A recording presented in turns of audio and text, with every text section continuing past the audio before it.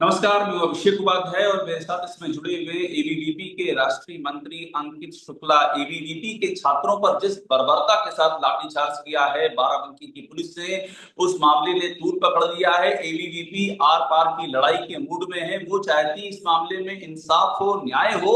और एबीवीपी की ये सबसे बड़ा जो मुद्दा वो उठा रहे हैं वो ये उठा रहे हैं कि जिस विश्वविद्यालय, जो प्राइवेट यूनिवर्सिटी है, जिस पर ये गंभीर आरोप हैं, उस पर निर्णायक कार्रवाई हो।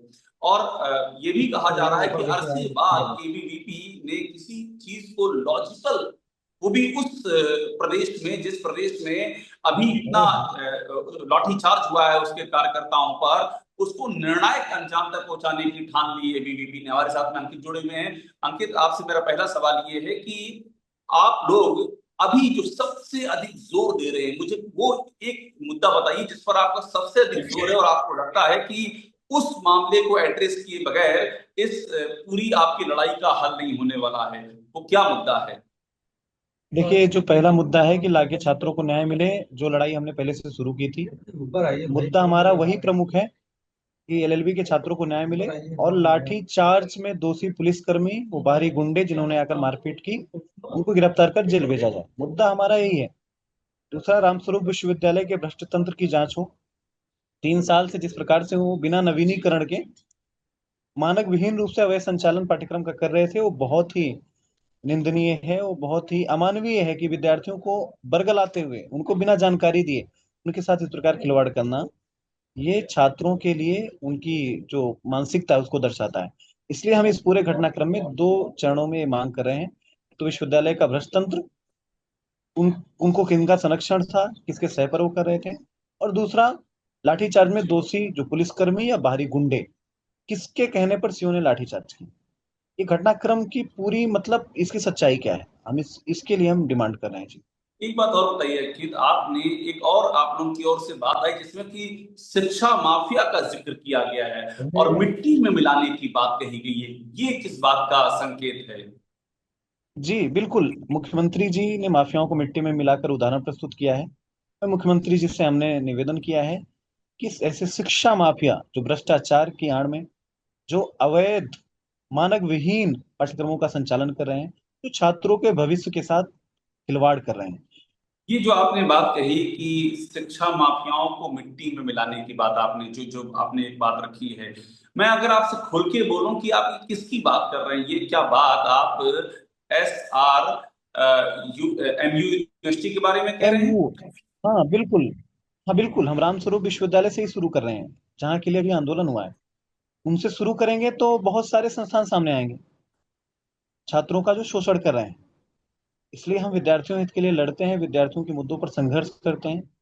एसआरयू में अभी बातें चली हैं, उनके अवैध पाठ्यक्रम की बात आई है। जो आयुक्त महोदय ने एक रिपोर्ट, उन्होंने उनकी चर्चा है, तो आयुक्त महोदय ने भी कहा है कि सोमवार तक जो उन्होंने रिकॉर्ड खंगाले हैं उसमें भी उनको मान्यता की बात नहीं मिली है।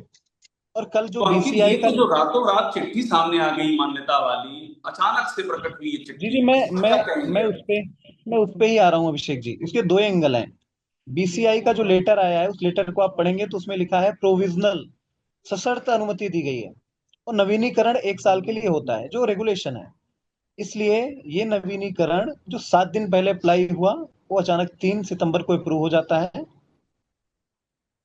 तो इसका तंत्र क्या है, यानी इंस्पेक्शन कब हुआ, रिपोर्ट कब बनी।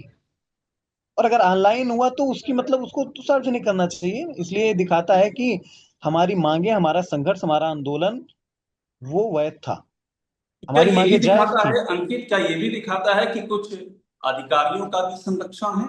ये सब जो चल रहा है किसी ने ध्यान नहीं दिया? ये बिल्कुल वही हमने कहा है कि ये जांच का विषय है। हम किसी चीज से इंकार नहीं करते हैं। और हम ये मांग करते हैं कि इस घटनाक्रम में दोषी जो राजनीतिक, गैर राजनीतिक, सरकारी, जिनका भी संरक्षण, जिनकी भी सह, जिनकी भी संलिप्तता इस पूरे घटनाक्रम में है, जांच समिति जो मुख्यमंत्री जी ने आयुक्त और आईजी की बनाई है, वो उनके नाम सार्वजनिक करें। और उस जांच रिपोर्ट को भी सार्वजनिक करें। मुख्यमंत्री जी शीघ्र उस पर कार्यवाही करें। एक बात और बताइएगा अंकित, ये बार बार हम देख रहे हैं एबीवीपी के कई सारे पोस्ट देख रहे हैं, आपके जो पदाधिकारी हैं, उनके पोस्ट देख रहे हैं, ये किस आईएएस का जिक्र बार बार आ रहा है इस पूरे मामले में?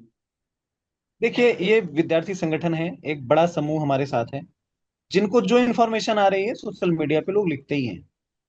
इसलिए लेकिन हम साक्ष्य के साथ, आगे आने वाले लोग हैं, हम साक्ष्य के साथ बात करते हैं।